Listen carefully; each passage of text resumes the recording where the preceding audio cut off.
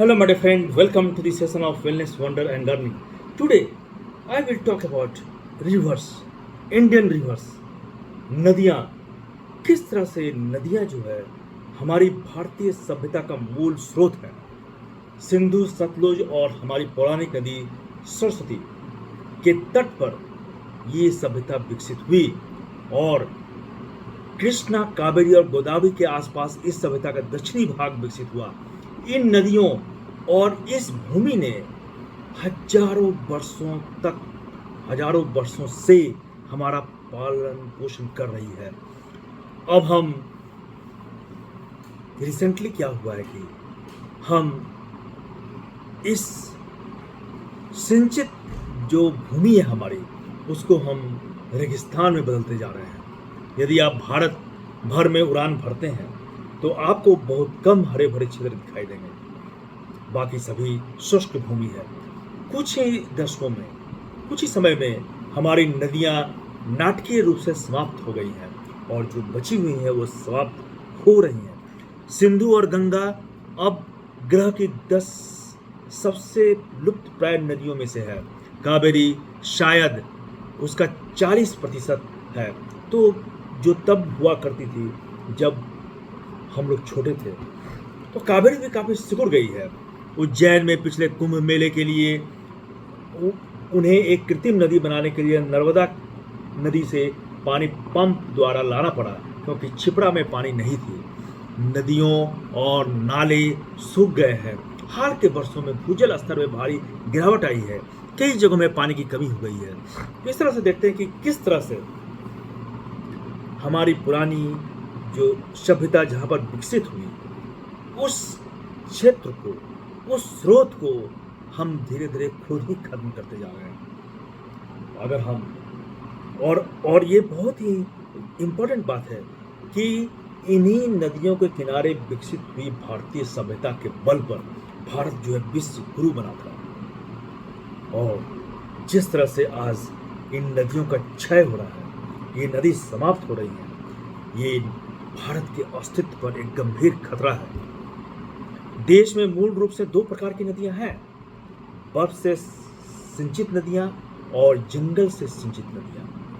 बर्फ से सिंचित नदियां जो हैं उसकी स्थिति पूरी तरह से हमारे हाथ में नहीं है, क्योंकि वो जब ग्लेशियर पिघलता है, यानी कि जब तापमान घटता है, तो ग्लेशियर के पिघलने से वो बर्फ से सिंचित नदी जो है वो उसमें पानी आता है।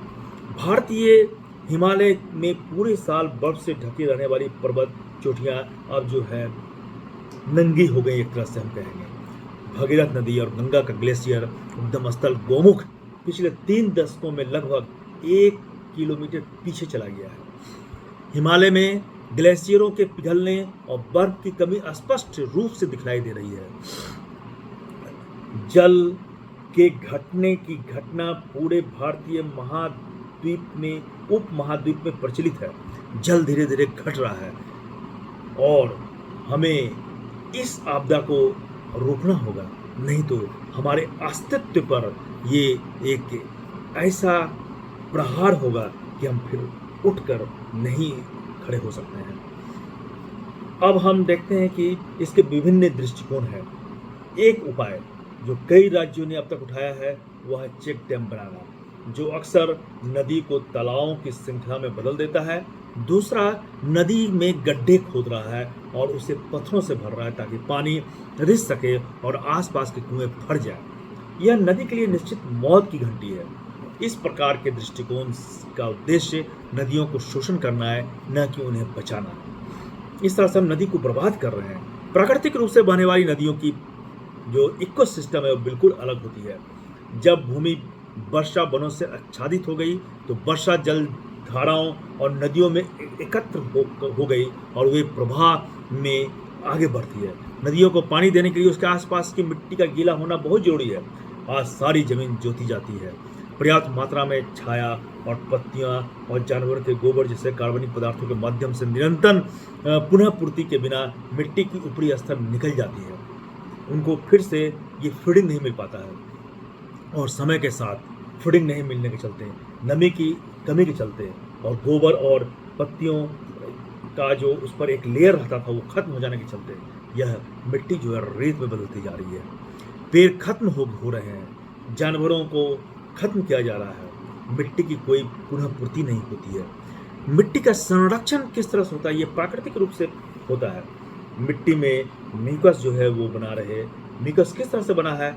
जब पत्तियां मिट्टी के ऊपर गिरती हैं और उनमें नमी वहाँ पर आती है तो उस नमी में वो पत्तियां जो है घुलकर एक म्यूकस लेयर बनाती है जो कि मिट्टी के ऊपर एक परत की तरफ फैल जाती है और इससे मिट्टी की उर्वरा शक्ति बढ़ती है और मिट्टी संरक्षित होता है।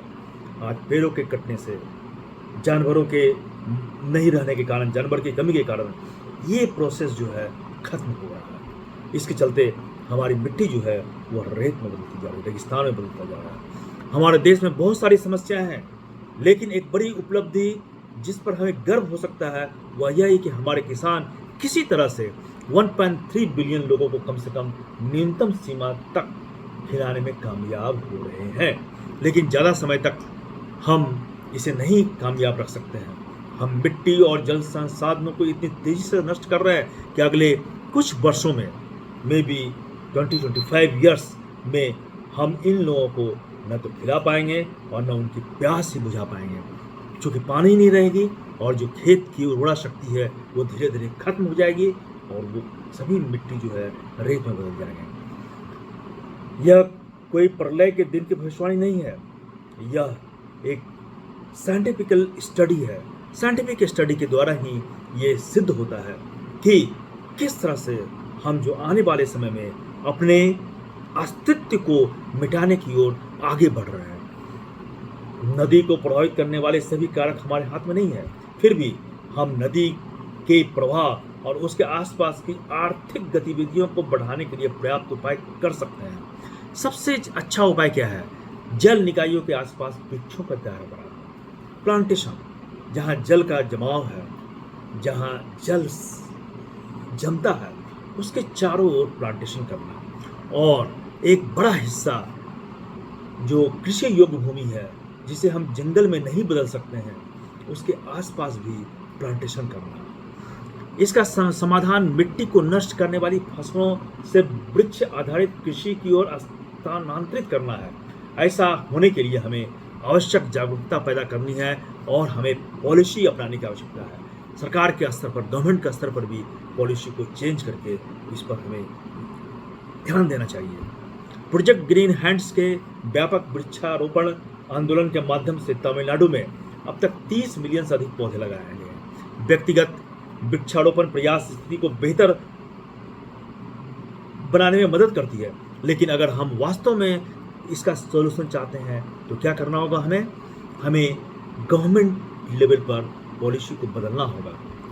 राजस्थान सरकार ने जल निकायों के आसपास पेड़ लगाने में जो शानदार कार्य किया है, उस पॉलिसी को अपनाकर हमें दूसरे क्षेत्रों में भी इसी तरह से प्लांट्स को, पेड़ को लगाने होंगे और इस तरह से हम अपने जल के अस्तित्व को बचाने में हम अहम भूमिका निभा सकते हैं और गवर्नमेंट की पॉलिसी इसमें बहुत ही आवश्यक है। मध्य प्रदेश सरकार ने हाल ही में नर्मदा नदी के किनारे पेड़ों की फसल उगाने वाले किसानों के लिए 2 साल तक के लिए सब्सिडी देने की शुरुआत की है।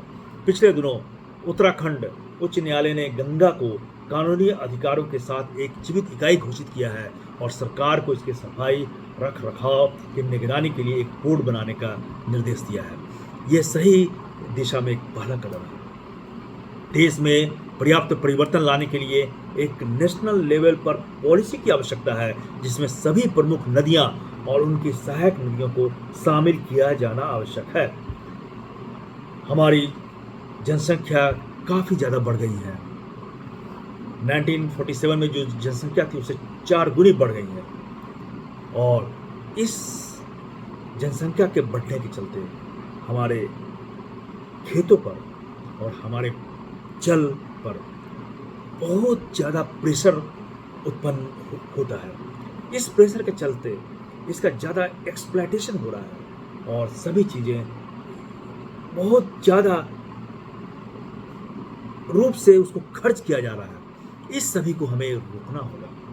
इसका एक अल्टरनेटिव उपाय ढूँढना होगा, एक पॉलिसी बनानी होगी, लोगों को जागरूक करना होगा कि किस तरह से नदियों को हम बचाएँ और इस नीति के तहत चलकर हम वृक्षारोपण करें, जल का संरक्षण करें और सबसे ज़रूरी चीज़ है मिट्टी का संरक्षण करें।